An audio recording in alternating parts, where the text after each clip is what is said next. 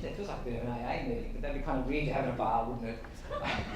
Actually, it could almost be a PA meeting. This has been two days since my last presentation. I just did a big thing for Sydney Design at the Powerhouse. It was fun. We did a big fashion thing. I work as a fashion photographer, but that's the last thing I want to talk about tonight. A couple of years ago, I went back to uni and did a master's degree, which pushed me in a whole different direction. 3-4 years ago, I was down in Melbourne shooting Fashion Week and heard some beats coming down from a laneway. And I went down there, I was drunk, which explains it, with all my camera gear, and met these guys, a bunch of Korean b-boys who go and basically hang out this little laneway every Saturday night. They found a PowerPoint and they just plug in and they just play beats and dance. I shot these images just really with the camera I had with me, which is just a camera, flash, but I shot sequences as they were moving quite fast. And there's something about those images had a certain raw power, a strength, and I didn't actually do anything with them for a long time. But at the same time, I was also finishing a master's degree off at COFA, and my master's was about cinematic approaches to portraiture. The idea that it's very hard to find the ultimate truth in a single frame. The idea of almost cinema being a slightly more possible, truthful way of looking at people. So I'd shoot multiple images of portraits and throw them up in a proof sheet kind of format. The idea that you take them in as a group and then kind of see them individually and as a whole. So I had this very raw, kind of interesting hip-hop thing in the back of my head alongside this conceptual thing. What I was also working at that stage was the idea of exploring individual movements, and it's funny, I can see what I came up after Sam, because it makes sense. I started looking for ways of expressing ideas of mortality and ecstasy. Now, we are at Ivy, I suppose we shouldn't really discuss ecstasy too much. But anyway, because after every ecstasy, there is a melancholy. It's a Tuesday night horrible day.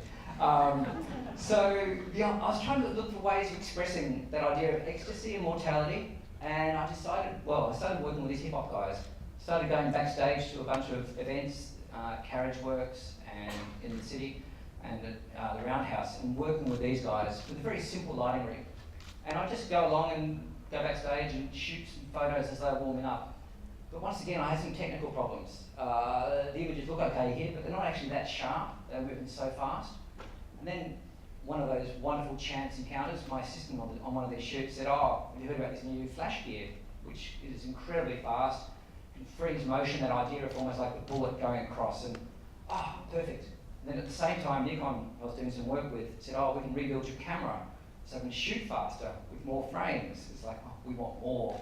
So I got hold of my camera rebuilt by Nikon, and I got hold of this flash gear, which can recharge very fast and start shooting really quite multiple frames. This is my first attempt in the studio. I've got a studio in Zealand, and it was kind of good, successful. And anyone who's into Photoshop, we'll get to that later, but it's very rough. This is actually multiple frames, and I realised that multiple frames was too much work for me because I went up on the rooftop at night time and took one of these b-boys up there, and we set up the lighting rig, and I had the shutter open for about 4 seconds, which is about the time it takes for them to go across here, and had the flash strobing. Didn't work, as you can see. It's not a bad image, but it's a process image. So then I tried some things. Of course, wherever they overlap, it just gets multiple exposures, so it builds up, and it's still interesting, but this guy's he was the Australian Championship for about 3 years running as a b-boy. Anyway, so then I realised I had to bite the bullet and set up this lighting rig, which this is in the warehouse beneath my studio, and I bit the bullet and realised that I really had to shoot and composite the frames together. So with this flash gear, I would shoot about 40 odd frames in 3 seconds. That's why I had the camera rebuilt, so I could do this. And then the camera locked off, and then I would composite the images together. This is a guy, in fact, he was on So You Think You Can Dance. I can see why we'd come next, because this is a guy called Don, and I think he was a finalist. And these images kind of were nice. It was a great process, once again, process images, but it didn't have the grandeur I was looking for. I was looking for something that would kind of tap into a greater language of landscape as well as the movement. So this is the first time, and the first time I resolved it successfully as I felt on the roof of my studio. Of course, shooting against the sunset, there is really only about a 10 or 15, less than 10 minute opportunity when the light is perfect, when it matches the flash gear. Once again, this is Cockpit Solo. And these images, these are the final images. There's, anyone who's into Photoshop, it's a 40 layer PSB file, i.e. B for big. And it was a pain.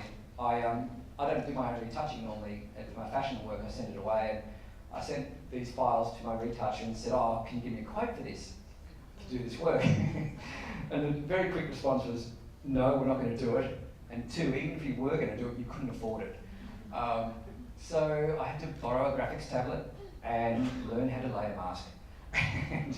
and it's a 40 layer file, they're painful. But of course, by the time I got the 8th one done, I realised how bad the first one was, and so I had to start redoing them in this horrible loop.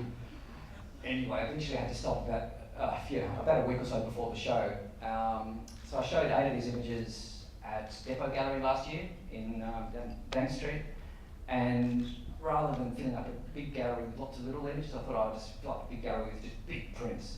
So these were 2 meters long, and that immersive sense in the images, I just loved it. And I'm not too sure where to go to next. The images were an illustration about mortality and ecstasy. So the idea is that when they hit that moment, when they get to the top, it's that little moment of peace and ecstasy. They just hold it, then they fall to earth for a natural sense they need to die. So the next thing I'm thinking is other dance forms. This is urban dance form. And then I'm thinking perhaps classical dance form, or even skateboarders. I think it's the next thing. So I've been hanging around the Waterloo skate park a little bit, just meeting some of those guys. So yeah, I'm looking for feedback, and lovely to have Let's Stand. Thank you.